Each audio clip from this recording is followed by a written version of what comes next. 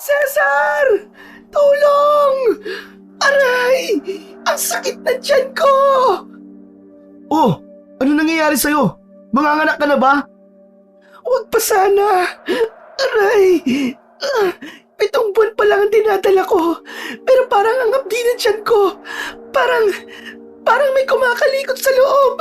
Aray! Teka! Tatawagin ko ang tatay mo. Ay, hindi pala. Kukuha ko ng tubig. Teka! Huwag mo akong iwan dito. Nakikiusap ako. Wag! Linda! Hindi! Ano ba talaga nangyayari sa'yo? Diyos ko! Paano ba to? Tulong! Tulungan niyo kami! Tuluyan na ngang napahiga ang ginang at doon, kitang-kita ang pamimilipit nito mula sa sakit na nararamdaman sa kanyang tiyan. Pakiramdam niya ng mga sandaling yon. Bukod sa sanggol, ay may kung ano pang bagay ang nasa loob na tila nilalamon ang kanyang mga lamang loob. Sa loob pa ng ilang minuto ay tuloy-tuloy ang naging sigaw nito kasabay ang pagtulo ng mga luha dahil sa hindi makayang sakit. Dahil doon, bigla na lamang itong nawalan ng malay. Ilang saglit pa, dumating na ang ama ng ginang na si Mang Narido at mabilis na sinuri ang kanyang anak. Ano nangyari sa kanya? Bakit wala siyang malay? Hindi ko po alam. Ang sabi po niya sobrang nananakit daw po ang tiyan niya pero hindi po dahil sa mga anak siya, kundi may kung ano raw po ang nasa loob nito. Anong sabi mo? Nasa loob? Wala namang ibang bagay ang nasa loob kundi sanggol at isa pa. Teka, bago ba kayo makarating dito may nakasalamuha ba kayo sa bayan? O kahit sa daanan habang patungo kayo rito? Nakasalamuha? Opo, kung ang tinutukoy niyo mga tao. Marami kaming nakilala at nakausap, lalo na sa naging biyahe namin papunta rito. Hindi ang biyahe niyo ang tinatanong ko, kundi ang naging pagpunta niyo mismo sa aming baryo. Biglang napaisip si Cesar sa kung sino nga ba ang nakausap o nakasalamuha nila habang binabaybay ang daan patungo sa naturang lugar. Hindi niya man batid kung bakit ito tinatanong sa kanya o kung ano ang nais nitong ipahiwatig, pero pinilit niya pa rin mag-isip. Ilang sandali pa, isang tao ang kanyang naalala. Oo nga, naalala ko na. Isang matandang babae po. Kung hindi po ako nagkakamali, nakasalubong namin siya at nakausap nung pababa na kami rito sa baryo. Anong itsura niya? Anong mga sinabi niya sa inyo? Ano ang mga ginawa niya habang nag-uusap kayo kasama ang anak kong si Linda? Sa pagkakatanda ko mukhang mabait naman po siya. At isa pa, binigyan niya pa nga niya kami ng pagkain at tubig dahil nagugutom at nauuhaw na ang asawa ko mula sa naging mahabang biyahe namin. Ano? Tumanggap kayo ng pagkain sa hindi niyo kakilala? Kinain at ininom ba ito ni Linda? Opo, kinain niya po at ininom. Saka wala naman po masamang nangyari sa kanya nung kinain at ininom niya to sa harap ng matanda. Kung hindi rin po ako nagkakamali, hinimas niya pa nga po ang tiyan ng asawa ko habang natutuwa dahil mukhang malusog ang magiging anak namin. Teka, may masama po ba ron? Anak ng teteng oh, nalintikan na. Bakit po ba, itay? May problema po ba? Hindi kayo dapat tumatanggap ng mga bagay-bagay, lalo na sa mga hindi nyo kakilala. Delikado ang sanggol at ang asawa mo. Kung hindi ako magkakamali, ay maaaring mamatay ang anak mo kung hindi natin ito maaagapan. Ano po? Mamamatay ang sanggol? Pero bakit po? Hindi ko maintindihan, itay. Taga-syudad ka lang talaga dahil wala kang alam. Diyos ko, ang anak ko, tulungan niyo po siya. Itay, sandali, naguguluhan ako Ipaliwanag niyo nga po sa akin kung ano nangyayari. Hindi ko po talaga maintindihan Bakit mamamatay ang sanggol na nasa sinapupunan ni Linda? Gayong kumain lang naman siya ng pagkain inalok ng matanda. Iho, makinig ka sa akin mabuti. Ang matandang babae na nakasalumuhan ninyo, nakausap at nag-alok ng pagkain, ay isang aswang. Aswang? Uso pa po ba ang aswang sa ngayon? Saka paanong? Oo, aswang ang may gawa niyan. Yung matandang sinasabi mo ay malamang na isang aswang. Isang nilalang na nagpapanggap bilang isang matanda na mahina para kayo ay malapitan at mabiktima ang sanggol. Alam mo bang marami nang nabiktima ng mga buntis sa ganyang modus? Hindi po, Itay. Hindi ko naman po akalain na ganyan ang mangyayari eh. Akala ko kasi wala namang masama sa pagtanggap namin ng pagkain mula sa matandang yun. Hindi ko alam na totoo pala ang aswang. Sabihin niyo po sa akin kung ano ang mangyayari, Tay. Ano po mangyayari sa asawa at anak ko? Tay, tulungan niyo ako mailigtas sila. Hindi ko po kakayanin. Hindi ako o ikaw ang makakatulong sa kanya. Wala tayong sapat na kaalaman kung paano iligtas ang mag-ina mo laban sa aswang na yon. Isang tao lang ang kilala kong makakagawa ng bagay na yon. Sino po? Si Andoy. Isang mahusay at kilalang albularyo sa ating lugar. Sa kauna-unahang pagkakataon ay nakaramdam ng kakaibang kaba at takot si Cesar mula sa mga narinig sa kanyang biyenan. Hindi pa man nakikita ang aswang ay nilukob na siya ng takot dahil sa isiping mapapahamak ang kanyang mag-ina dahil sa kanyang kamangmangan at kapabayaan. Ngunit nangyari na ang lahat. Talagang ang pagsisisi ay laging nasa huli. Agad niyang sinang-ayunan ang sinabi ng matandang lalaki na kailangan nilang maipatingin sa isang albularyo ang kanyang mag-ina upang nang sa ganon ay mailigtas pa ang buhay nilang nasa tiyak na peligro. Mabilis itong pinuntahan ni Mang Narido upang mahingian ng tulong. Samantala, naiwan naman si Cesar sa tabi ng kanyang asawa. Kumuha siya ng lagayang may maligamgam na tubig at isang malinis na bimpo. Nang mabasa ang tela, agad niyang pinunasan ang walang malay na asawa, ngunit labis ang naging pagpapawis. Nang matapos yon, sinuri ni Cesar ang tiyan nito. Inilapat niya pa ang tenga at gumuhit sa kanyang labi ang matamis na ngiti nang makumpirmang maayos ang sanggol sa sinapupunan nito. Bahagya kasing sumipa iyon, senyales na naroon pa ang sanggol at lumalaban. Ilang sandali pa, hindi rin maiwasan ni Cesar ang mapaluha ng pagmasdan ang kalagayan ng kanyang asawa. Hindi kasi ito ang bagay na inaasahan niyang mangyayari kapag nakapunta na sila sa naturang baryo. Nagmula kasi ang lalaki sa isang lugar na matatagpuan sa lungsod ng Maynila. Nagtatrabaho siya sa isang factory at doon na rin mismo nakilala ang asawang si Linda. Nagkausap, nagkamabutihan at hindi kalaunan ay naging sila. Hanggang sa mabuntis na nga ang babae nang minsang may mangyari sa kanila. Dahil sa mahal na mahal nito si Cesar, ipinakilala niya ang asawa sa kanyang mga magulang. Hindi naman naging tutol ang mga yon. Habang lumalaki noon ang tiyan ng babae, hindi maiwasan ni Cesar ang mapaisip. Ito ay tungkol naman sa mga magulang ng kanyang asawa. Sa isip niya kasi, bago man lang sana ito manganak, ay makilala niya muna ang nanay at tatay ng babaeng makakasama habang buhay. Hindi lamang upang makita, kundi pagbibigay na rin ng respeto. Kaya naman nung kaarawan niya, ito ang naging request niya sa kanyang asawa. Nung una, nag-aalangan pa ang babae dahil sa bukod na malaki na ang kanyang tiyan, may isang bagay din siya sa isip na hindi masabi sa kanyang asawa. Ang tanging nasabi niya lang noon ay taga-Aklan siya at delikado raw ang naturang lugar nila para sa katulad niya. Nang tanungin ni Cesar kung bakit, hindi niya ito masagot, kaya naman kalaunan, pumayag na lamang ito at sinabi na lang na maging maingat sila. Matagal na raw kasi siyang hindi nakakauwi, kaya't hindi na rin siya sigurado sa kung ano na ang meron sa kanilang lugar. Hanggang sa bumiyahe na nga ang dalawa. Nang makarating sa Aklan, sumakay sila ng isang demotor na sasakyan at doon hindi maiwasan ni Cesar na maalala ang isang pangyayari dahil nagbigay na yon ng labis na pagtataka sa kanya. Nang tanungin kasi sila tungkol sa baryo na pupuntahan, makikita sa mukha ng maghahatid sa kanila ang kakaibang reaksyon ng sabihin ni Linda ang pangalan ng kanilang baryo. Tila ba natatakot ito sa kung anumang bagay at hindi yun kagad na unawaan ni Cesar. Hindi nagtagal, Sa haba ng pakiusap ay pumayag ang lalaki na isakay sila pero sa bungad lamang daw sila ihahatid.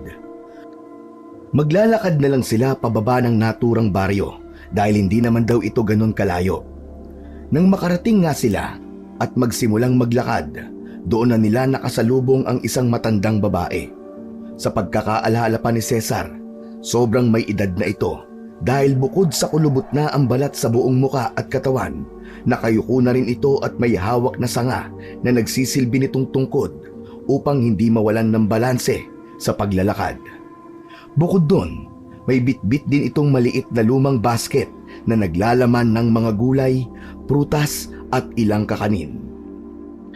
Pinilit ni Cesar na maalala kung ano ang naging mali sa naging pakikisalamuha nila sa matandang babae. Inalala niya ang eksaktong naging usapan nila ng mga sandaling yon.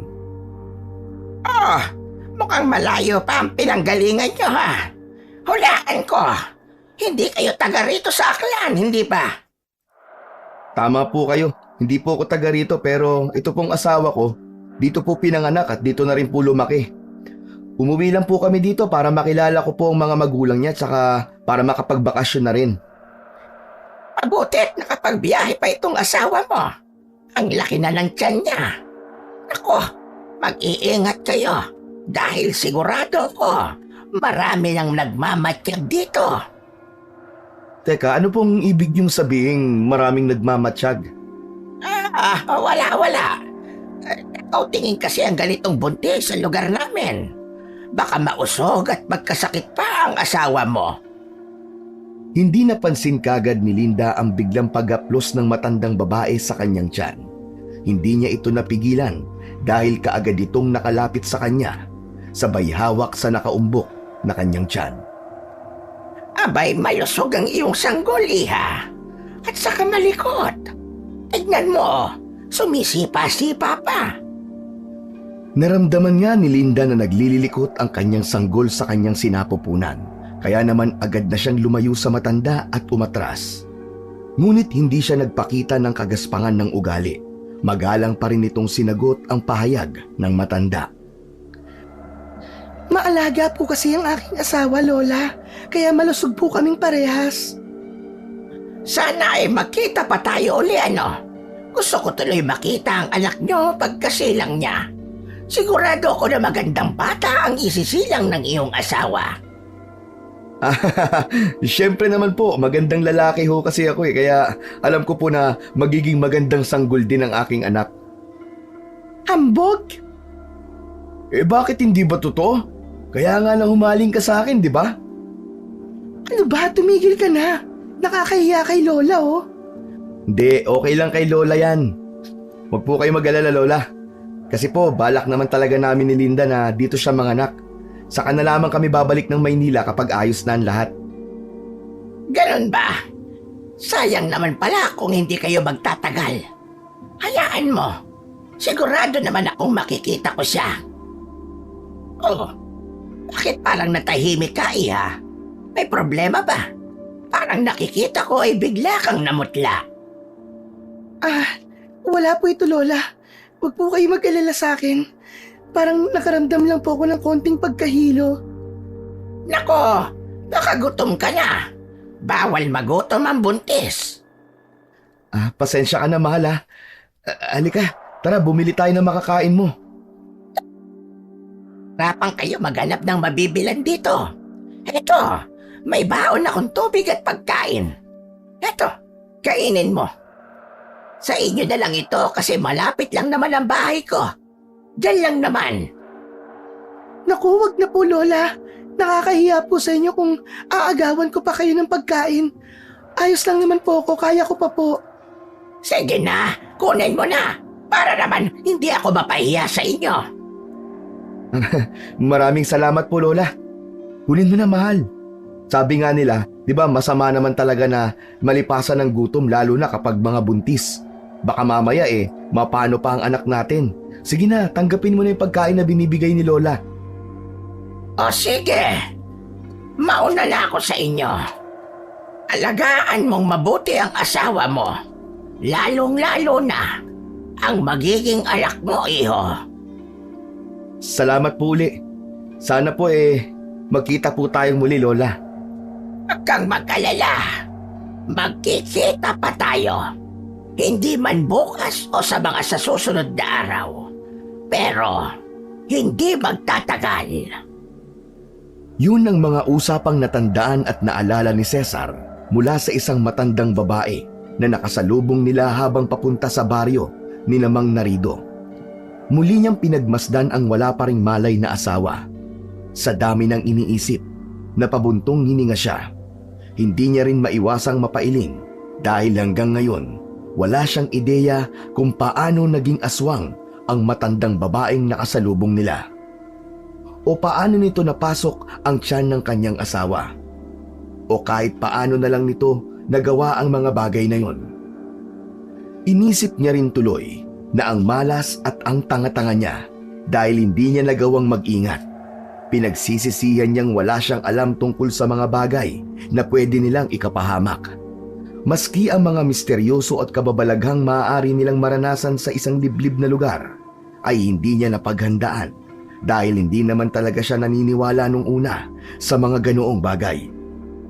Dahil doon, hindi niya tuloy alam ang gagawin at kung paano tutulungan ang pinakamamahal na asawa. Maya-maya pa, natigilan siya sa pag-iisip at pagdarasal nang marinig ang pagpasok ng mga yapak sa tahanang kinalalagyan niya. Ilang sandali pa, dumating nang muli si Mang Narido kasama ang isang binata na sa tingin niya ay 20 anyos pa lamang. Halika! Halika, dali! Nandito ang anak ko na sinasabi kong sa tingin namin ay inaswang. Tulungan mo siya, lalo na ang batang nasa sinapupunan niya. Sige po. Pero bago po yun, gusto ko munang suriin ang kalagayan niya kung aswang nga ba ang may kagagawan at pananakit ng tiyan niya. Maraming bagay po nagkalat sa lugar natin, kaya mahirap po ang mangusga, lalo na kapag hindi pa natin alam ang punot dulo. Teka, bago mo lapitan ang asawa ko, pwede bang malaman kung sino ka? Ngunit imbis na pansinin at sagutin ang tanong niya, nagpatuloy lamang ang binata sa ginagawa.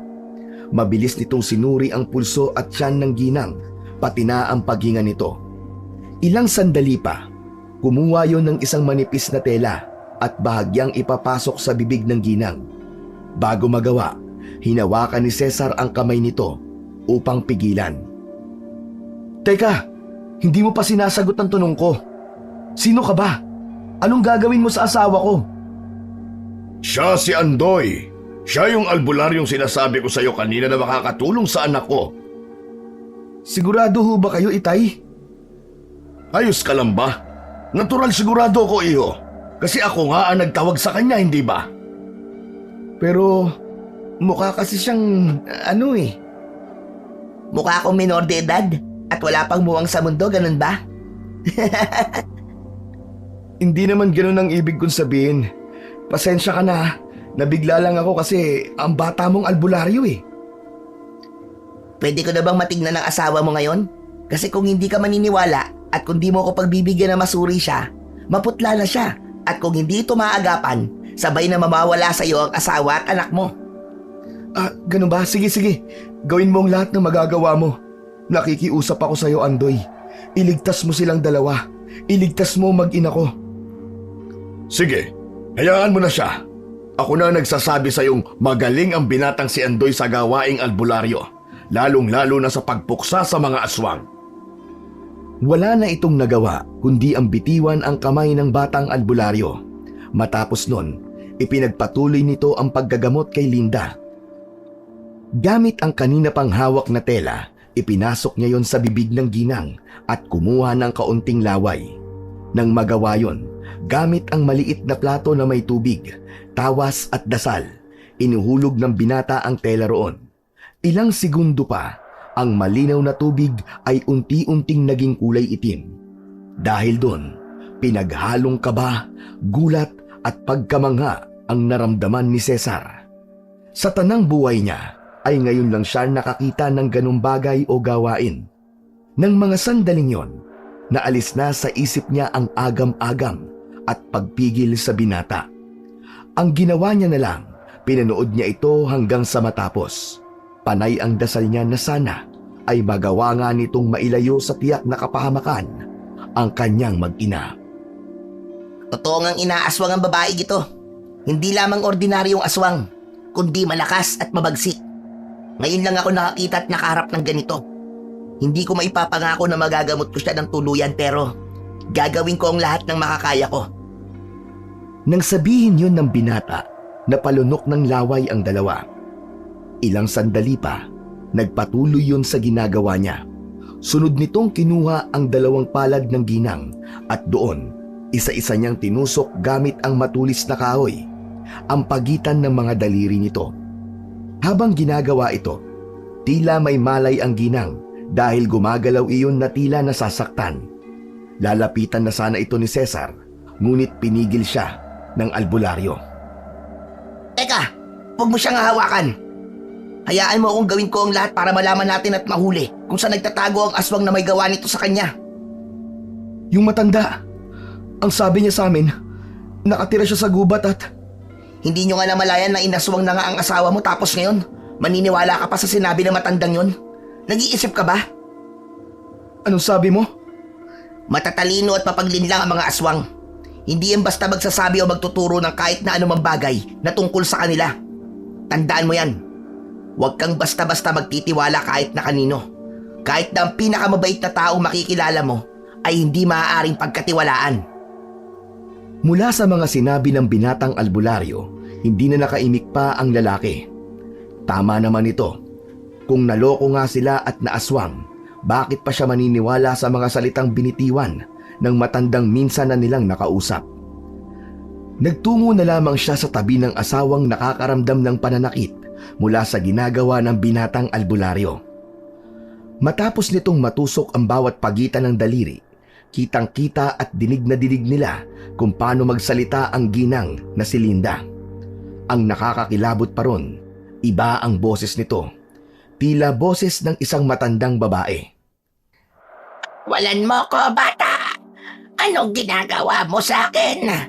Ginagambala mo ko sa aking ginagawa! Ah, busy ka ba? Busy ka pala eh. Pasensya ka na kung naabala kita ha. Nahuli lang naman kasi kita na binibiktima mo ang aking kababaryo. Maaari bang tigilan mo na ang ginagawa mo sa kanya? Hindi ka ba naaawa? Huwag mo akong pakialaman kung ayaw mong maski ikaw ay kalabanin ko. Wala kang lakas kumpara sa akin. Kaya kung mahal mo ang iyong buhay, lubayan mo ko.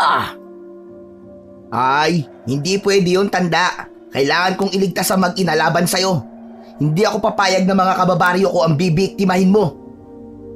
Aba, mukhang matapang kang albularyo ka. Kabata-bata mo eh.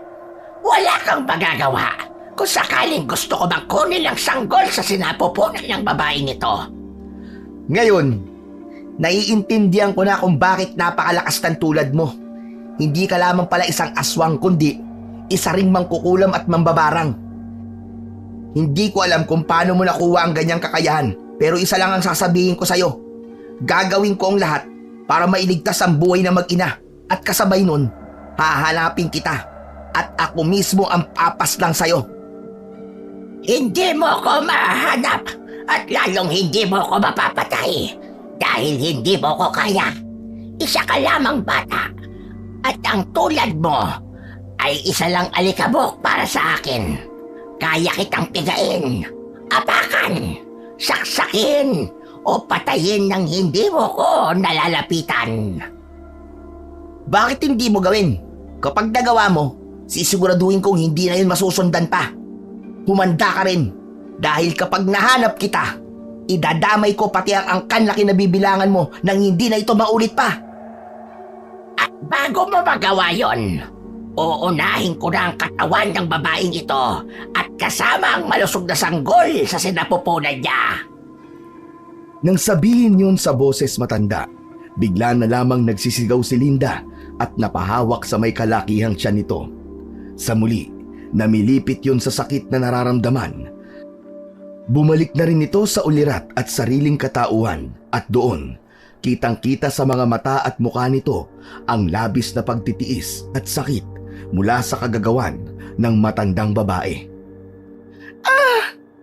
Hindi ko na kaya, Cesar! Ang sakit ng tiyan ko! Aray! Tulungan mo siya. Tulungan mo ang asawa ko para mo ng awa. Malakas ang kalaban natin. Mukhang hindi ko siya kakayanin. Pero sabi ni Tatay Narido, ikaw ang kilala at pinakamahusay na albularyo sa baryong ito. Kapag yun ang bansag sa'yo, ibig sabihin ay wala kang hindi kayang gawin. Ngayon, patunayan mo sa amin na kaya mong puksain ng aswang, mangkukulam o mambabarang na nananakit sa asawa ko. Saka, hindi ka nag-iisa. Sige, tutulungan kita. Tutulungan ka namin. Basta tulungan mo lang ang asawa at anak ko. Para mo ng awa. Gaya ng sabi ko, hindi ko may papangako dahil Kahit na. Basta, gawin mo ang lahat ng makakaya mo para mailigtas siya. Kahit sa anong paraan o kahit ano pang mangyari, iligtas mo lang siya. Iligtas mo ang asawa at anak ko. Nagmamakaawa ako sa'yo. sige, susubukan ko.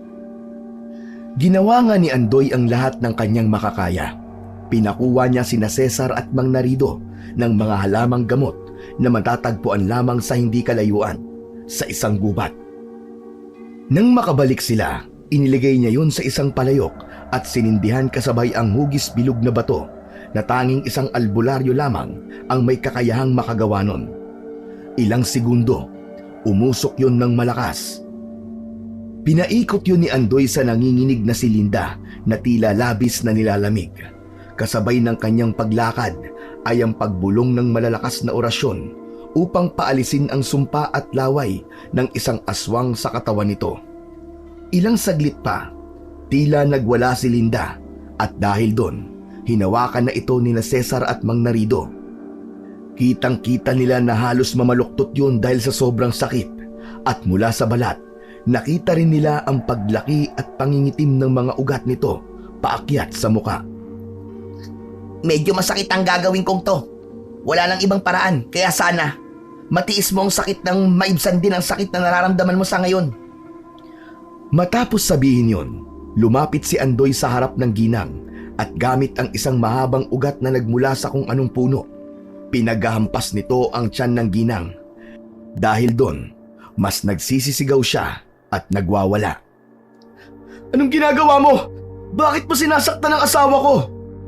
Baka may mangyari sa kanya. Baka mapahamak ang anak ko. Ang sabi mo, di ba, kahit sa anong paraan o kahit na ano pa man ang mangyari, matulungan ko lang siya. Huwag ka sanang sisira sa mga salita mo dahil ako bilang albularyo ay may isang salita. Alam ko kung ano ang ginagawa ko. Pero, Kung gusto mong gumaling ang asawa mo, matuto kang magtiwala sa akin. Ano, pwede ko na bang umpisahan uli? Muli niyang hinampas ang tiyan ng ginang at makalipas lamang ang ilang minuto, bigla itong bumagsak sa kinahihigaan. Mula sa bibig ng walang malay na ginang, lumabas ang kulay itim na likido. Nang maamoy ni Cesar at Mang Narido, halos masuka sila dahil napakabaho nito. Mabilis namang kumuha ng isang malinis na tela si Andoy at pinunasan yon.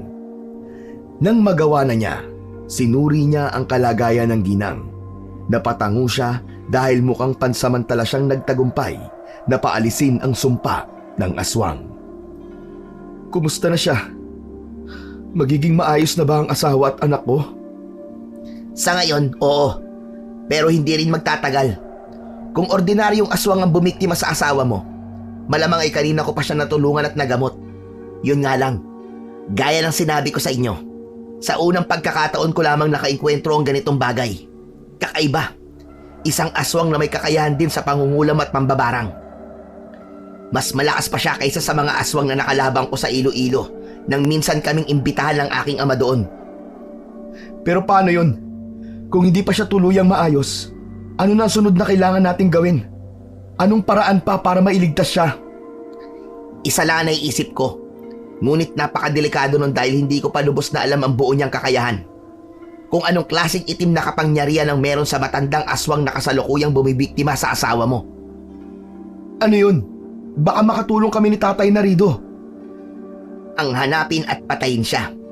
Yun ang isang paraan na madalas ding gamitin noon para mahinto ang sumpa nito sa kanyang biktima. Kapag napatay natin ang punot dulo, lahat ng koneksyon nito ay mawawala. Yun nga lang, may mga bagay na maaaring masakripisyo. Sabihin mo, Andoy, kahit anong paraan o sakripisyo ay gagawin namin. Mailigtas lang ang anak ko at magiging apo ko. Ang sakripisyong tinutukoy ko ay hindi tungkol sa inyong dalawa o sa akin. Ito ay tungkol sa babaeng yan at sa magiging anak nito. Kapag napatay ko ang may gawa nito, maaari din siyang madamay. Mahinto man ang sumpa o hindi, maaari siyang mamatay. Hindi ko sinasabing ganun lagi ang nangyayari, pero may pagkakataon na nagaganap yun. O pwede rin nyo namang piliin na hayaan na lamang ang lahat, pero kapag ganun, magdurusa siya habang buhay. Masakit pa nun, hindi siya magtatagal. Ibig sabihin, kahit anong piliin namin mapapahamak siya? Oo, parang ganun na nga. Kaya magdesisyon kayo at ano man ang mapag-usapan nyo, narito ako at handang tumulong. Kahit alam kong bata ang tingin mo sa akin, babalik muna ako sa amin ha. Tawagin nyo na lamang ako kapag may desisyon na kayo at nagkamalay na ang asawa mo. Mauna na ako. Salamat, Andoy. Magdadala na lang ako ng mga gulay at prutas bilang pambayad sa tulong na ginawa mo sa amin. Naku, wag na po Tatay Narido. Wag na po kayo mag-abala dahil hindi naman po ako nagpapabayad. O siya, sige. Maraming salamat talaga sa'yo. Sa pagtango ni Andoy ay siya namang paglabas nito sa tahanang kinalalagyan. Nang tuluyang makaalis, dun lamang muling sinuri ni na Cesar ang kalagayan ng kanyang asawa. Ganun pa rin ang itsura nito. Bahagyang gumagalaw at naroon pa rin ang nangingitim at malalaking ugat sa buong katawan, kasabay ang labis na pagpapawis. Napabuntong hininga si Cesar at sa muli, upang makasiguro, ay inilapat niya ang isang tenga sa tiyan ng walang malay na asawa. Anak, baby, lumaban ka ha. Nandito lang si papa mo. Gayahin mo si mama ha. Lumalaban at nanatiling malakas. Sana ikaw rin, anak. Huwag kang magpapatalo lalo na kapag nararamdaman mo kapag may naramdaman kang kakaiba. Suntukin mo o sipain mo basta lumaban ka. Kahit nandito si papa sa labas, gagawin ko ang lahat mailigtas lang kayo ni mama. Anak, bulungan mo rin si mama ha.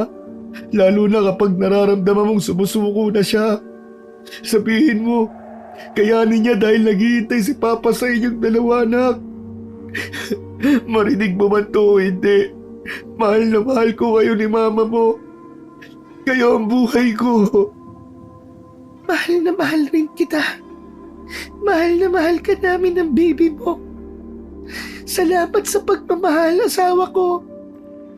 Napatayo bigla si Cesar nang marinig ang pagsasalita ng asawang si Linda na nagkamalay na pala ng mga sandaling yon. Mabilis niya tong inilalayan sa pagbangon at kasabay nun, dali-dali ring kumuha ng maiinom na tubig si Mang Narido. Nang mabawi ang lakas, doon na ito kinamusta ni Cesar. Kumusta na ang pakiramdam mo?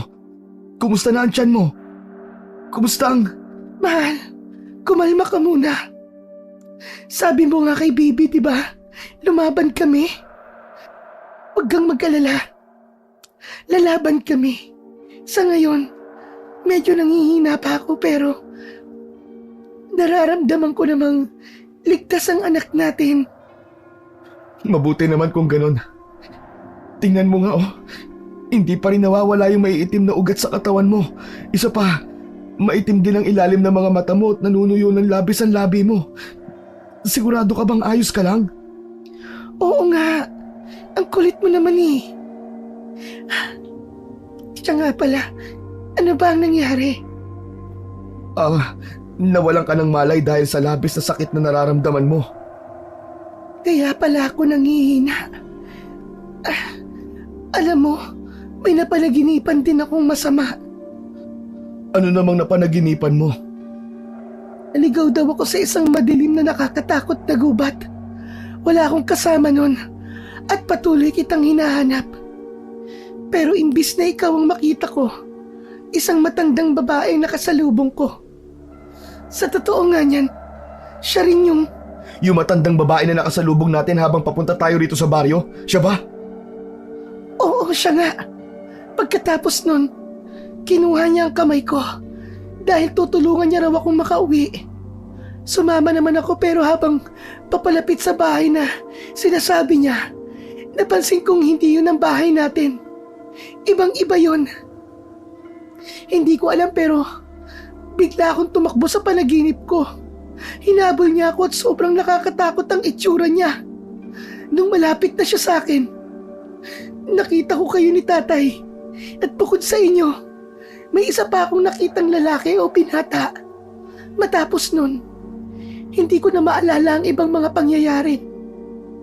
Hanggang sa magising na lang ako sa pananakit at nawalan na naman ng malay dahil parang may humahampas sa akin. Lahat ng mga huling sinabi mo ay nangyari, mahal. Si Andoy. Andoy ang pangalan ng binatang nakita mo na isang mahusay na albularyo. Pero matanong ko lang, ano ba ang itsura ng bahay na nakita mo? Iniisip ko kasi, baka yun din sa realidad ang tahanan ng matandang babae na bumiktima sa'yo. Bumiktima? Teka, hindi ko maintindihan. Ano bang nangyari sa akin? Upang hindi malito at maliwanagan ang pag-iisip, agad na isinalaysay ni Cesar ang lahat-lahat sa kanyang asawa. Mula nang mawalan siya ng malay at hanggang sa magamot nga ito ng binatang albularyo, pagkatapos niyang marinig yun, ay hindi na iwasan ni Linda ang mapaluha. Hindi niya lubos maisip na mabibiktima siya ng isang aswang, gayong taga rito naman talaga siya at dapat alam niya na ang mga bagay na yon. Oh, tahan na, huwag ka nang umiyak. Wala kang kasalanan sa mga nangyari. Ang mahalaga ngayon, bumubuti na ang pakiramdam mo at... Hindi eh. Kasalanan ko talaga to. Dahil kung naging mas maingat sana ako, sana hindi malalagay sa bingit ng kamatayan ng buhay ng magiging anak natin. Ito yung bagay na gusto kong sabihin sa iyo, mahal. Ang tungkol sa mga aswang, mga kulam, mga barang, at mga engkanto na madalas mangyari sa lugar na to. Ang masakit kasi nun, alam ko na nga may ganun pero ano nangyari? Tumanggap pa rin ako ng pagkain sa hindi nating kakilala. Kung nag-isip lang sana ako at naging mas maingat, edi sana hindi mangyayari ang mga bagay na to. Mahal, gaya ng sabi ko sa'yo, hindi mo kasalanan dahil naging mabait ka lang sa lahat ng mga tao. Noong mga panahon na yun, nagutom ka lang at nauhaw kaya napatanggap tayo ng pagkain at tubig nang wala sa oras. Kahit man ako ay may pagsisisi pero wala eh. Ano pa bang magagawa natin? Sa ngayon, ang kailangan na lang nating intindihin ay ang kaligtasan mo at ng anak natin. Anak, tama si Cesar. Walang ibang dapat nasisihin dahil sa mga nangyari. Dapat nga ako magalit sa sarili ko. Dahil nung nalaman kong pupunta kayo rito, hindi ko man lang kayo nasabihan o nabigyan ng babala tungkol sa mga ganitong bagay. Kung pumasok lang sana sa isip ko yun, sana hindi na umabot pa sa ganito ang lahat. Pero gaya nga ng sabi ng asawa mo, ang mahalaga ngayon ay nagiging maayos na ang kalagayan mo at pananatilihin natin yon. Kung nabubuhay pa ang nanay mo, yun din ang sasabihin niya sa'yo. Kaya sana anak, huwag kang panghinaan ng loob. Kakayanin natin to. Lalaban tayo sa kung anumang nilalang ang nananakit sa'yo at sa magiging anak mo. Salamat, Tay. Salamat. Mahal, hindi niyo ako pinabayaan. Hayaan niyo. Ako man ang biktima rito, ay pipilitin kong lumaban para sa inyo. Na rin sa sanggol na nasa sinapupunan ko. Nang matapos sa pag-uusap, muli nang pinuntahan at tinawag ni Mang Narido ang albularyong si Andoy. Nang makabalik at kasama na ito, muling sinuri ng binata ang kalagayan ng ginang. Ngunit imbis na matuwa, tila nagtaka pa ito at napakunot ng noo ng mga sandaling yon. Wala kang nararamdaman na kahit na ano? Pananakit ng tiyan, ng katawan, o ng kahit na ano paman? Gaya ng naging sagot ko kina Tatay at Cesar, wala na akong nararamdamang kakaiba sa katawan ko. Maliban lang sa medyo nanghihina pa ako. Nakapagtataka talaga. Hindi kasi ito ang inaasahan kong mangyayari. Teka, hindi ka ba natutuwa na bumubuti na ang kalagayan ko? Na magiging ligtas na kami ng anak ko? May alam ka ba talaga? Napakabata mo pa para... Hindi edad ang tinitingnan para makapagdigtas ka ng isang buhay. Kung hinayaan kita kanina, sana ay pinagluluksa ka na ng asawa at ama mo. Mahal, ganyan din ang unang naging impresyon ko sa kanya. Pero maniwala ka, ako na nagsasabing magaling si Andoy. Andoy, ikaw na sana ang bahala magpasensya ha. Iniisip namin na masyado ka pang bata para sa ganitong gawain. Kaya sa muli, humihingi talaga ako ng tawad sa'yo. Ayos lang yon. Hindi lang naman din kayo ang unang nagsabi sa akin ng ganyan eh. Sa tuwing manggagamot ako at may tutulungan, yan din ang unang nilang naiisip at nagiging tanong. Hindi ko naman kayo masisisi dahil maaga ako namulat sa ganitong gawain. Pero hindi yun ang mahalaga ngayon, kundi ang kalagayan mo, Ginang. Pasensya ka na sa inasal ko. Napaisip lang kasi ako kung bakit ka nagtataka na maayos na ang kalagayan ko. Hindi ba't dapat ay matuwa ka? Gaya mo, nagtataka rin ako. Sinubukan mo naman tumingin sa salamin nang makita mo kung talaga bang maayos na ang kalagayan mo. Tandaan nyo, sa ganitong bagay, ang biglang pagiging maayos ng lahat kahit hindi pa man nasusolusyonan ay nag-uugat sa mas malaking trahedya o pangyayari. Mang Narido, maaari niyo bang bigyan ng salamin ang anak niyo po? Sige, meron ako rito. Nang maiabot na nga ni Mang Narido ang salamin sa anak, nagulat yon nang makita ang kanyang itsura. Doon niya lang din tuluyang napansin ang mga ugat sa mga kamay, paa, katawan at buka. Nabanggit ito ni Cesar kanina, ngunit ipinagsawalang bahala niya lamang yon dahil sa pag-aakalang maayos na ang pakiramdam niya. Dahil doon, muli siyang napaluha dahil mukhang tama nga ang pagtataka ng binatilyong albularyo.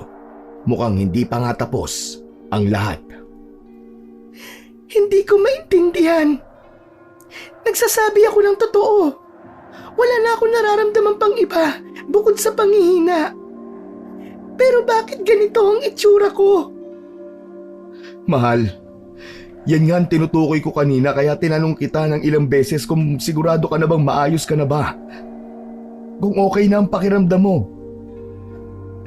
Andoy, sa tingin mo, bakit nagkakaganito pa rin ang asawa ko?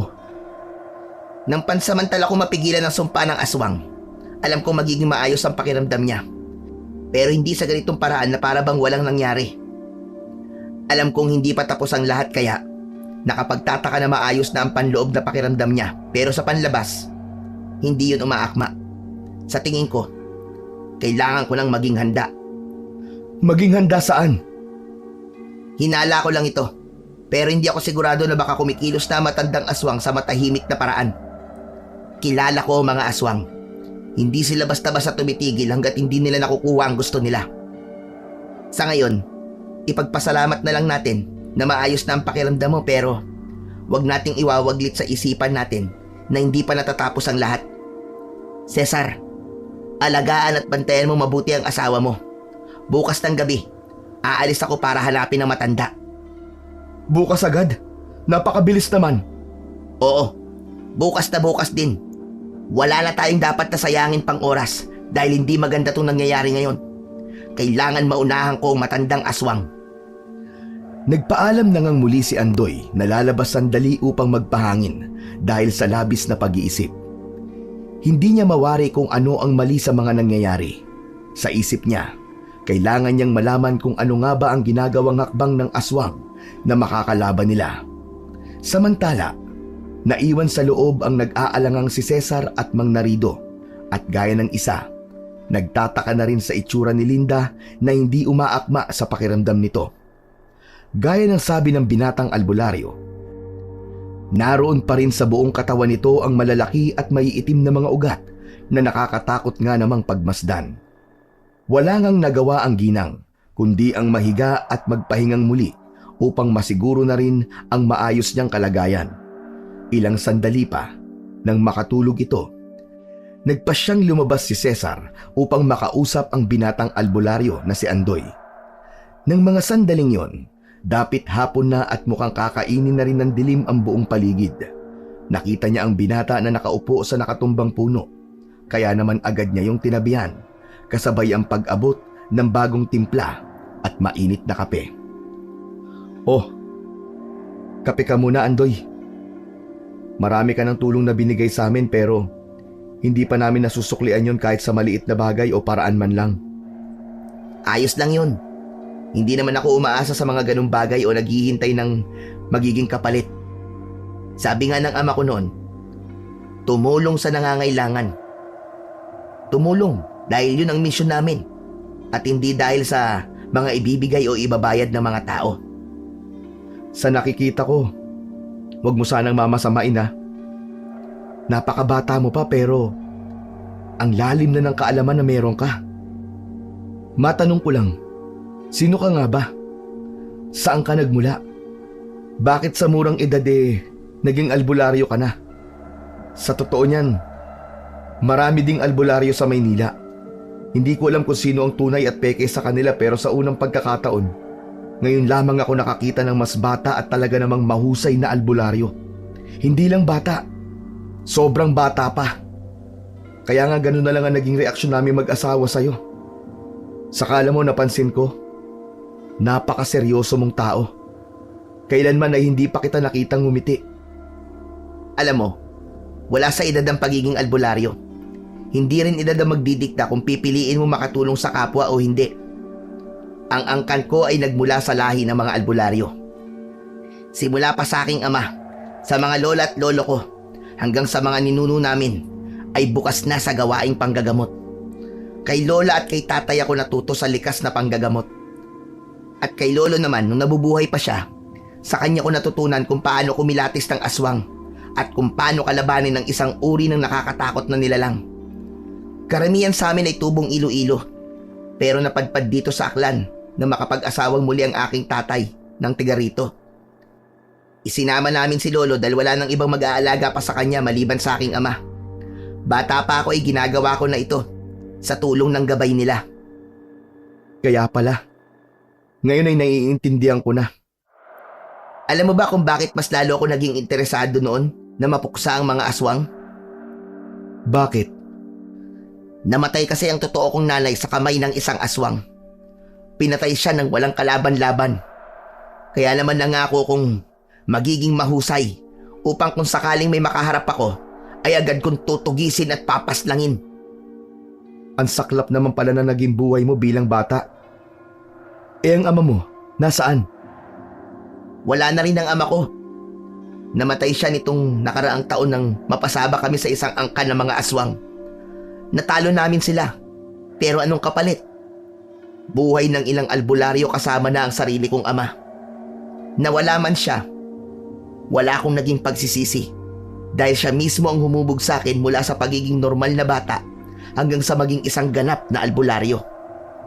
Ipinamana niya ang lahat ng kaalaman, kagamitan, at kakayahan na meron siya para maipagpatuloy ko ang layuning sinimulan nila. Teka, may iba ka pa palang mga kasama? Nasaan sila? Wala na. Nagkawatak-watak na ang aming samahan matapos mangyari ang sagupaan sa pagitan ng mga aswang at albularyo. Ang iba ay pinili na ang tahimik na buhay.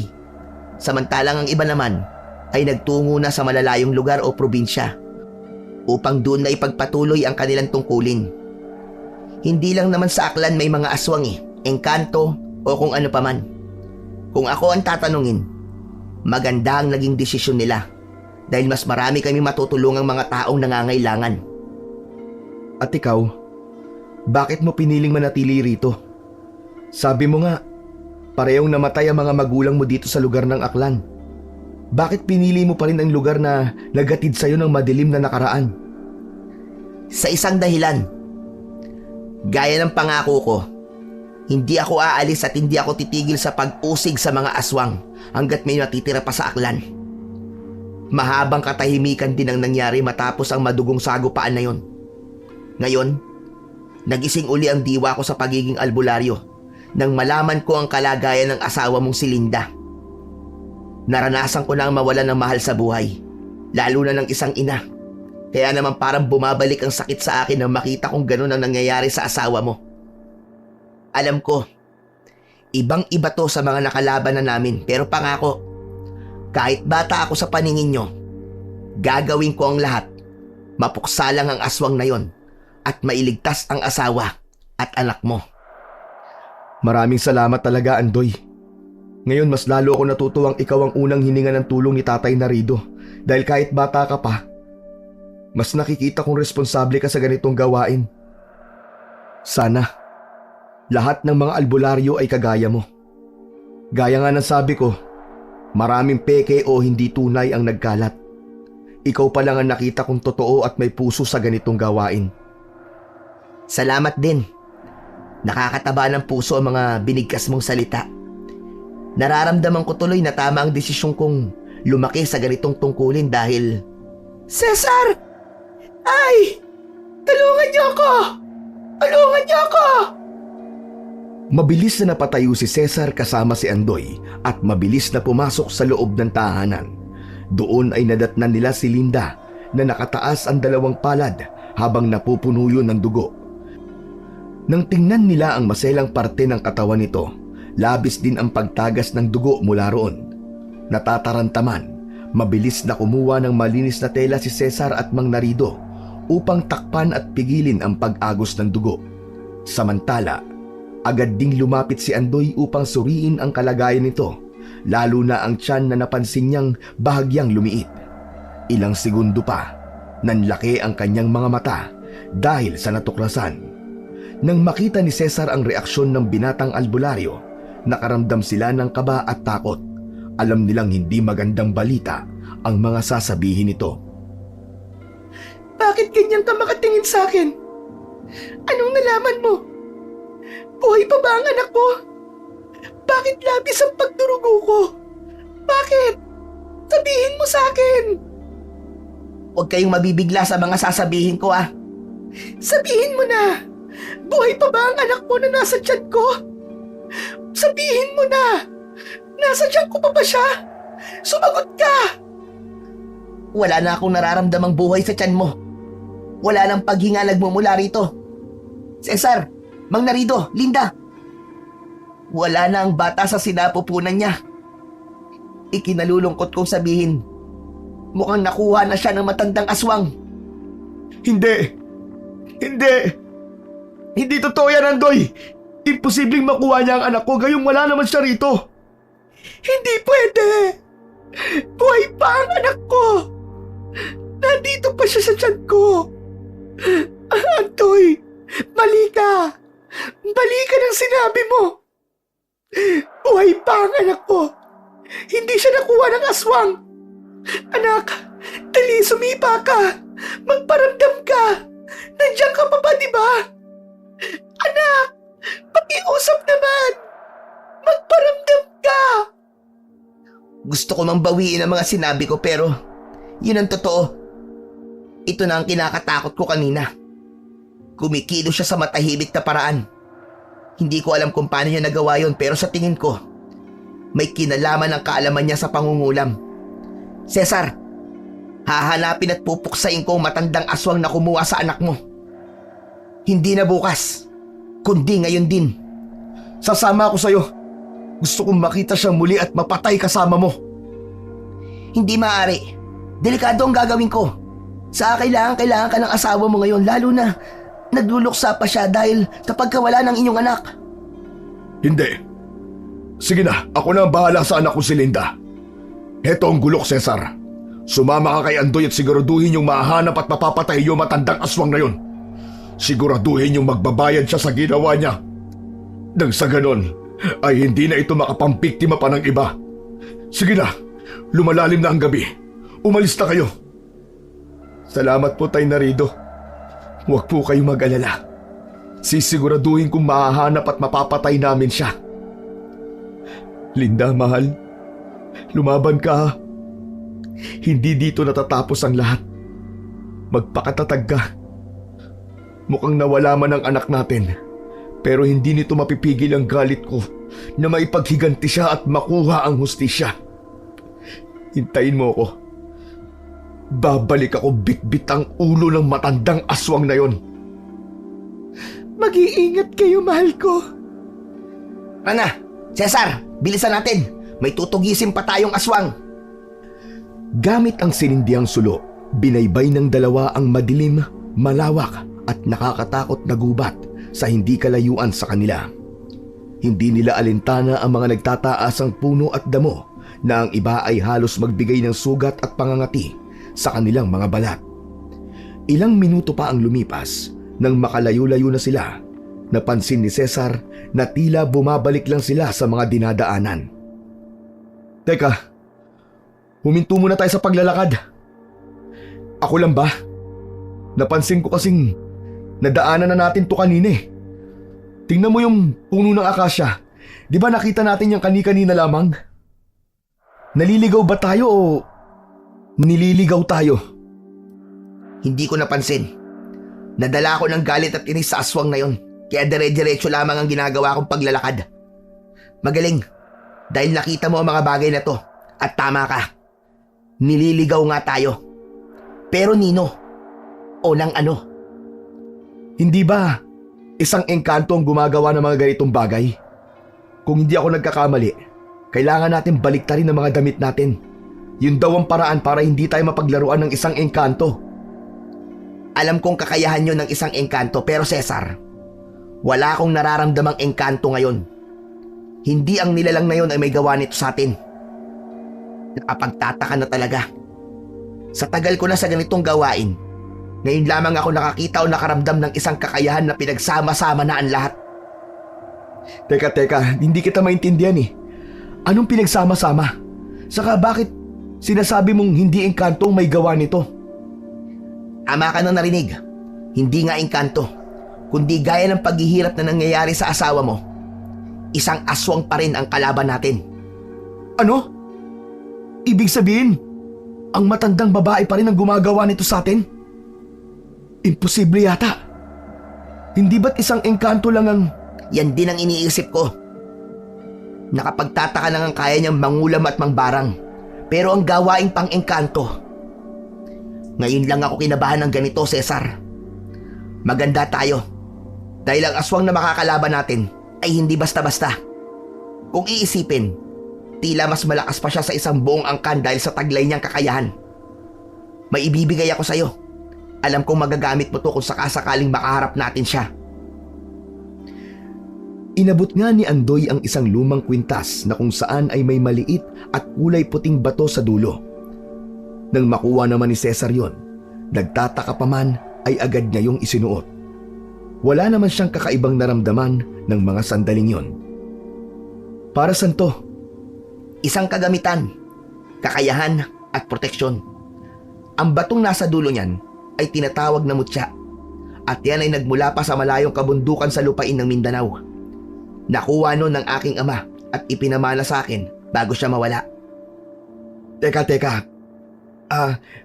Bibigyan mo ko nito. Ito ba'y power? Ano to?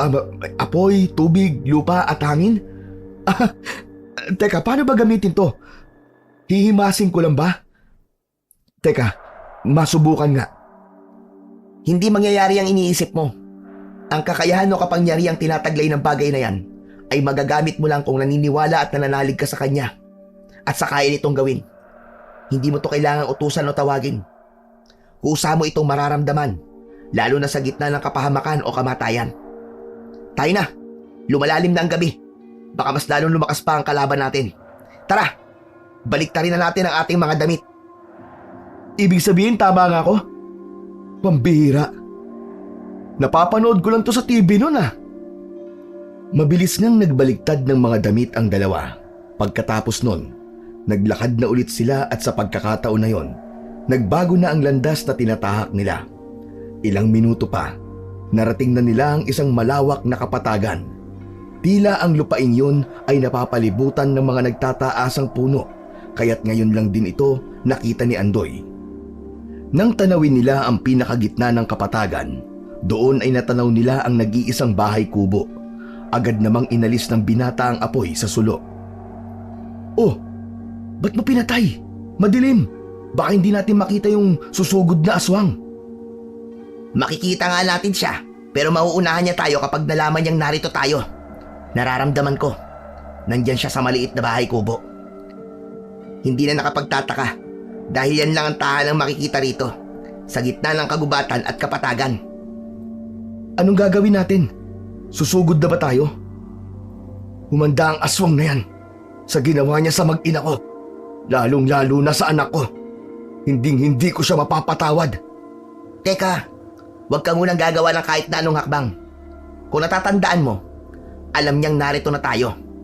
Minsan niya na tayong iniligaw sa gubat, kaya marahil alam niya na napaparating tayo. Halika, sundan mo ako. Pasimple tayong papasok at saka siya papatayin. Tama ka. Mabuti ng planado kaysa malaman niya at maunahan tayo. Tandaan mo rin, iba siya sa mga aswang na naririnig mo.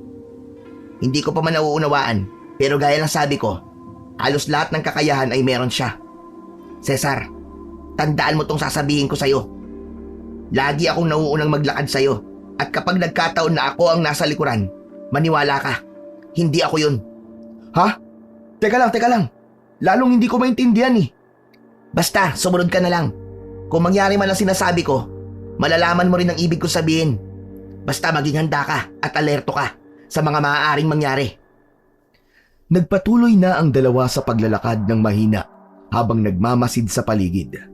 Bukod sa paghinga, ang mga huni lamang ng kung ano-anong mga insekto ang kanilang naririnig. Habang papalapit naman sa bahay kubo, labis ang kabang nararamdaman ni Cesar. Ngunit sa isip niya, galit dahil iniisip niya ang nangyari sa asawa at anak. Hindi siya makapaghintay na makaharap at mapatay ang matandang aswang. Nang nasa harap na, sinenyasan ni Andoy si Cesar na magtungo sa likod dahil siya ang dadaan sa mismong pinto ng bahay kubo. Sa pagtango, nagtungo na nga si Cesar sa likod ng tahanan at doon, napahinto siya at napalunok ng laway nang makita ang matandang babae na nakasilip sa nakabukas na bintana habang nakangiti. Sa labis na kaba, hindi na siya nakasigaw o nakapaglabas man lang ng tinig. Ang tanging nagawa niya lamang ng mga sandaling yon ay itaas ang nanginginig na kanang kamay kung nasaan ang kanyang gulok. Naisipan mo pa talagang bumisita sa aking tahanan, Cesar. Ikaw pa mismo ang pumunta rito. O sabihin na nating kusang lumapit sa sarili mong kamatayan. Hayop ka! Akala ko'y naging mabait ka lang sa amin. Akala ko ganito lang ang lahat sa aklan, pero nagkamali ako. Sinaktan mo ang asawa ko at pinatay mo ang anak ko. Bakit? Bakit mo gagawin yun sa mga taong hindi ka naman inaano? Bakit? Sumagot ka! Dahil yun ang nagpapaligaya sa tulad ko. Dahil doon ako labis na sumasaya, Cesar. Lalo na kapag nakakaamoy ako ng isang sanggol. Mabango sila sa pang-amoy ko. Lalo na kapag nasa sinapupunan pa lamang. Alam mo ba, ang sarap ng karne ng anak mo. Hanggang ngayon, nararamdaman ko pa rin sa lalamunan ko ang lasa ng laman at dugo na nagmula sa kanya. Walang hiya ka! Napakahayop mo! Mamatay ka na! Susugod na sana si Cesar patungo sa naturang bintana kung nasaan ang matandang babae. Ngunit napahinto siya at napaluhod ng dahan-dahan dahil sa pananakit at pamamanhid ng kanyang mga binti. Ilang sandali pa, nakaramdam din siya ng sakit sa tiyan, kaya naman tuluyan siyang napadapa sa lupa at pinilit na magsuka. Nang mailabas ang nagmumula sa tiyan, kitang-kita niya ang buhay na mga insekto gaya ng gagamba, ipis, uod at kung ano-ano pa. Ay nakalimutan ka yata. Siguro naman, alam mo na kung anong klaseng nilalang ako. Paano mo nagagawa mga bagay na to? Paano mo... Gamit ang bagay na to. Tingnan mo kung paano kita pahirapan pati na ang kasama mong albularyo. Humanda ka! Mamamatay ka na! Ah! Bago pa makasugod ang kakapasok pa lamang na si Andoy, bigla rin itong napaluhod ng pigain ng matandang babae ang dalawang hawak na bagay na hugis tao. ng mga sandaling yon. Sabay sila ni Cesar sa pagsigaw dahil sa nararamdamang sakit sa buong katawan. Ilang sandali pa, gaya ng isa, nagsuka na rin ng mga buhay na insekto si Andoy. Imposible! Paano mo nagagawa mga bagay na hindi naman dapat kakayahan ng isang aswang? Sino ka nga ba talaga? Saan mo natutunan ng mga bagay na to? Bakit? Ang tulad mo lang ba may kakayahang mag-aral ng iba't ibang kaalaman? Nung ipinanganak ka, iho, hindi ba't ordinaryong bata ka lamang din? Hindi ka naman siguro masasabing albularyo kagad kung hindi ka dumaan sa masusing pagsasanay.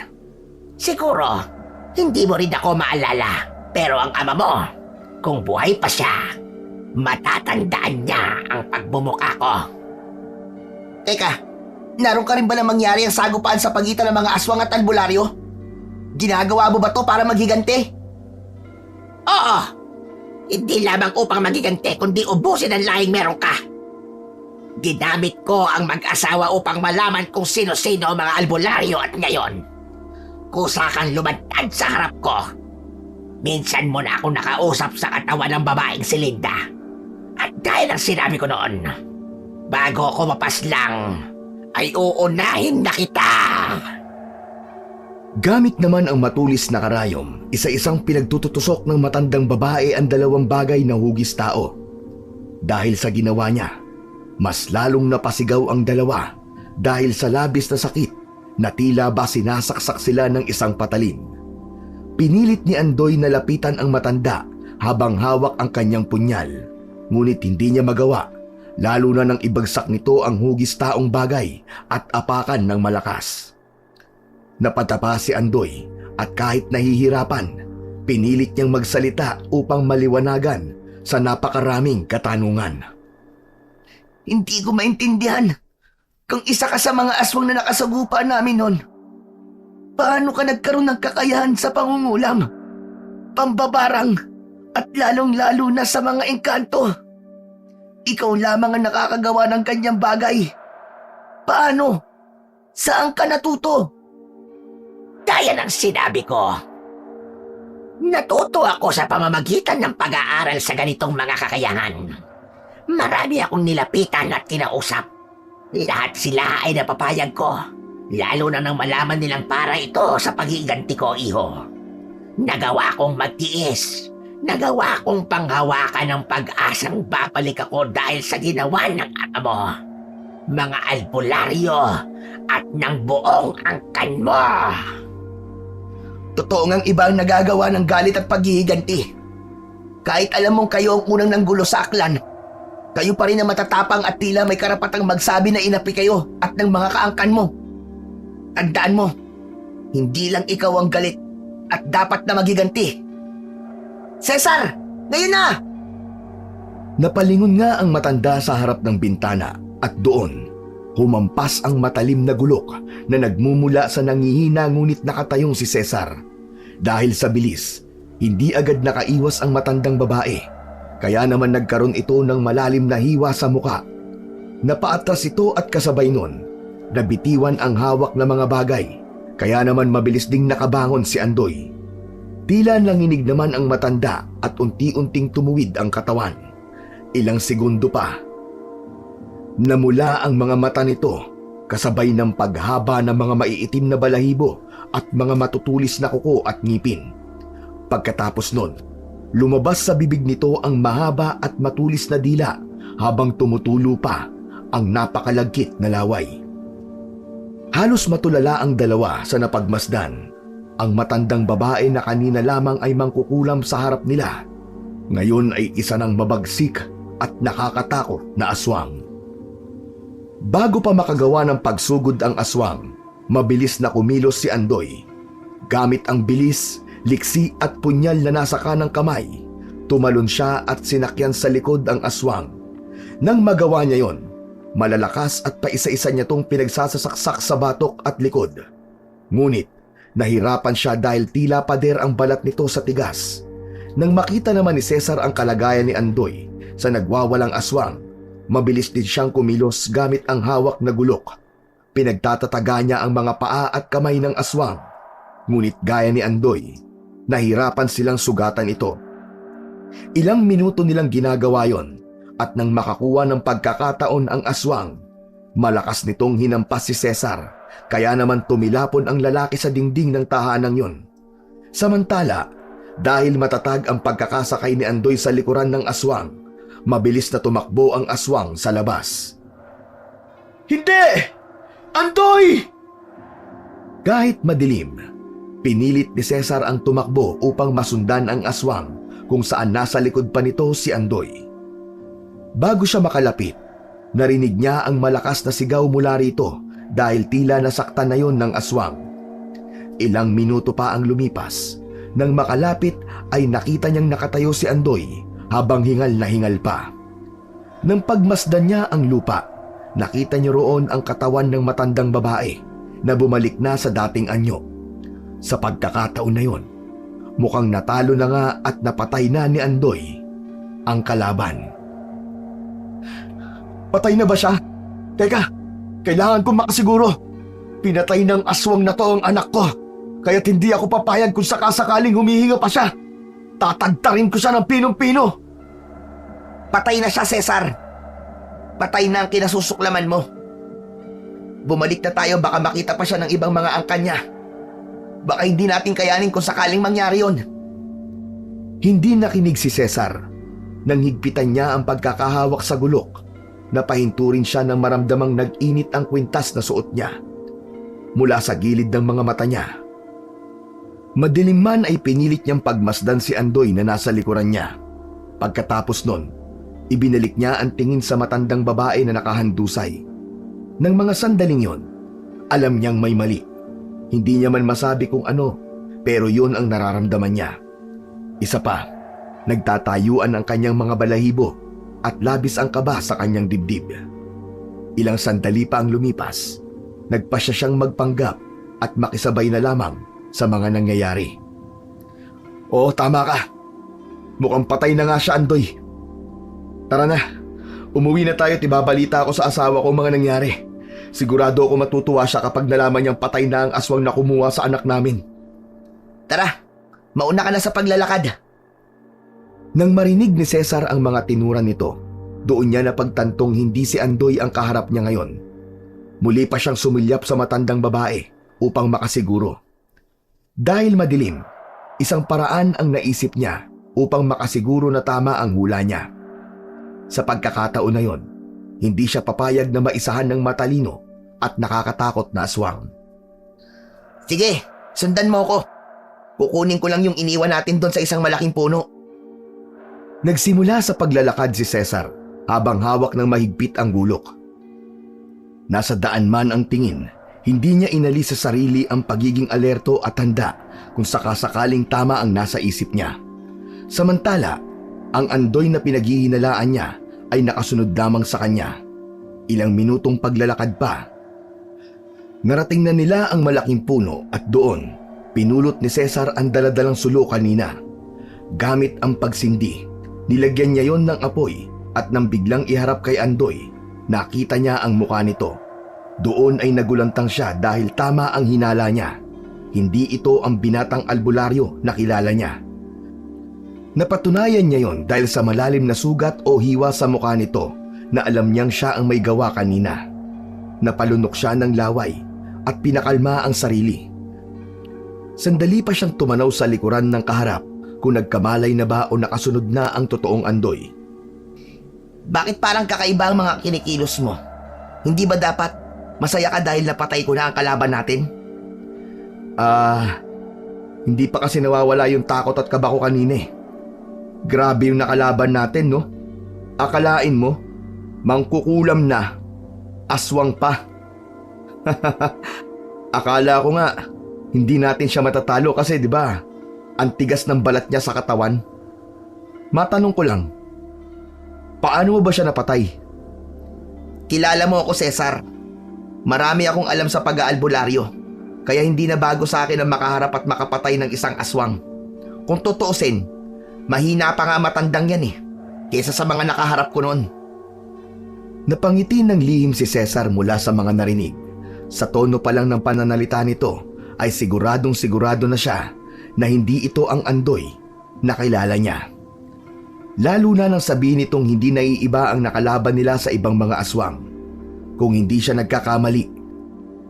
Sinabi ng kanyang kilalang Andoy na kakaiba ang kanilang kalaban dahil bukod sa aswang ito, may mga kakayahang iba o taliwas sa katauhan nito. Mas malakas, mabagsik at mapanlinlang. Gaya na lamang ng nakaharap nila kanina. Maya-maya pa, bago makasagot si Cesar, ay nakita niya ang figurang nasa hindi kalayuan. Nang unti-unti yung makalapit, nakita niyang wangis yun ni Andoy. Pinagmasdan niya rin ang kaharap. Magkamukhang magkamukha nga sila. Mabuti na lang ay mabilis niya yung napansin at hindi siya naisahan. Mabuti na lang at nalaman niya agad na ginaya lamang ng matandang aswang ang itsura ng binatang albularyo. Oo nga, mukhang mahina nga ang kalaban nating aswang. Kung sa bagay, matanda na rin kasi siya at ugod-ugod na. Alam mo ba, nung ngampasin ko siya ng gulok kanina, kitang-kita ko yung takot sa mukha niya. Akala niya siguro, mapupugutan na siya ng ulo. Pero, hindi mo nagawa, di ba? Parang mas takot ka nga kanina eh. Kitang-kita kong nanginginig ka dahil akala mo, mapapatay ka na nang sinasabi mong ugod-ugod na. Bakit parang pinagtatanggol mo siya ngayon? Bakit? Tama naman ako kanina. Muntik na siyang maputulan ng ulo at isa pa, hindi ko man nagawa yon, nasugatan ko naman siya sa muka. Tingnan mo. May hiwa ka pa sa mukha mo. Ano? Hindi ko naramdaman na nasugatan mo ko. Dahan-dahan niyang kinapa ng peking Andoy ang kanyang muka at doon nahawakan niya ang sariwa pang sugat. Ilang sandali pa, sa inis ay bigla na lamang namula ang mga mata nito. Pagkatapos nun, muli itong nanginig at tila na maluktot nang unti-unting bumalik sa dating anyo. Pinagmasdan ni Cesar ang pagbabago ng wangis nito mula sa katauhan ni Andoy hanggang sa katauhan ng matandang babae. Matalino ka at muntik mo na akong maisahan. Pero gaya ng binatang albularyo, papatayin din kita. Hep, hep, hep, hep! Bago mo gawin yun, tumingin ka muna sa likod mo. Sinunod nga yun ng matanda nang makita kung sino ang nasa kanyang likuran. Napahinto siya at nanlaki ang mga mata. Magbabago na sana siya ng wangis bilang aswang, ngunit nanigas siya sa kinatatayuan sa hindi maipaliwanag na dahilan. Parang may kung anong enerhiya ang pumipigil sa kanyang gumalaw at magbago ng anyo. Nang tuluyang makalapit ang totoong Andoy, nakita niya na ito pala ang may kagagawan dahil bumubulong yon ng malakas na orasyon. Hindi mo ako kaya, bata. Untik na kitang mapatay kanina. At sa pagkakataong ito, sisiguraduhin kong mangyayari na yon. Paano mangyayari yun kung sa pagkakataong ito ay kami naan lamang? Siguro kanina ay naisaan mo kami dahil hindi ko lubos na alam ang kakayahan na meron ka. Pero ngayon, sasabihin ko sa iyong hindi ka na nga bago sa mga nakaharap ko. Oo, aswang ka na may kakayahang mangulam, mambarang at mangengkanto. Pero kung titingnan, hindi ka naiiba sa mga nakalaban ko. Nakalimutan mo na yata. Albularyo ako at bilang bahagi ng aming tungkulin, alam ko kung paano tugisin ang isang mangkukulam, mambabarang at engkanto at lalong-lalo na ang katulad mong aswang. Sa pagkakataon ding ito, hindi lang si Andoy ang tumugi sa iyo kundi kasama ako na biktima mo. Anghel ang tulad mo kapag kaharap mo ang isang tao, ngunit may nakatagong demonyo sa likod ng pagkatao mo. Sinaktan at pinahirapan mo ang asawa ko. Kung yun lang sana ang ginawa mo, baka napatawad pa kita. Pero nang patayin at kunin mo yung anak ko, nawalan na ako ng awa sa'yo. Alam mo ba kung ano nararamdaman ko ngayon? Galit at paghihiganti. Humarap ka! Makikita mo ang sinasabi ko! Kahit naninigas sa kinatatayuan, nanginginig at daang-daang humarap ang matanda kay Cesar. At doon, bago siya mapapikit o makapagbitaw ng kahit na anong salita, hindi niya na yun nagawa ng dumaan sa leeg niya ang matalim na gulok. Ilang segundo pa, nahulog ang ulo nitong dilat pa ang mga mata sa lupa. Doon, napahinga na ng maluwag si Cesar Dahil sa wakas, nakuha na niya ang tunay na hustisya. Sa nangyari sa kanya, sigurado akong hindi na siya mabubuhay pa at makakapambiktima ng mga ibang inosenteng tao. Magaling. Hanga ako sa talino, pagiging alerto at katapangang pinakita mo. Yan ang mga bagay na tinutukoy ko kanina at ilan sa kakayahan na dapat taglayin ng tulad kong albularyo. At hindi ko naman magagawa ang mga bagay na to kung hindi dahil sa'yo, Andoy. Saludo ako sa'yo at habang buhay kitang pasasalamatan. Kaya sa muli, maraming salamat sa lahat ng naging tulong mo at pagsasakripisyo para sa tulad naming biktima ng aswang. Walang ano man yon. Tawagin man nila akong bata. Papatunayan kong hindi yung dahilan upang huminto ko sa pagtugis ng mga aswang. Nang makabalik na nga sa kanilang baryo at tahanan, agad na hinagis ni Cesar ang hawak na ulo sa harap ng asawa. Nang makita yon ng ginang, walang mapagsidlan ang kaligayahang nararamdaman nito. Namatayan man ng anak, nakamit naman nila ang hustisya para dito. Sa paglipas ng mga araw, buwan at taon, ay tuluyan na ngang lumaganap ang katahimikan sa kanilang lugar o maging sa buong Aklan. Pero alam ni Andoy na hindi doon natatapos ang lahat, kaya naman hanggang sa kanyang pagtanda ay nanatili siya sa tungkulin bilang albularyo at taga-usig ng mga aswang.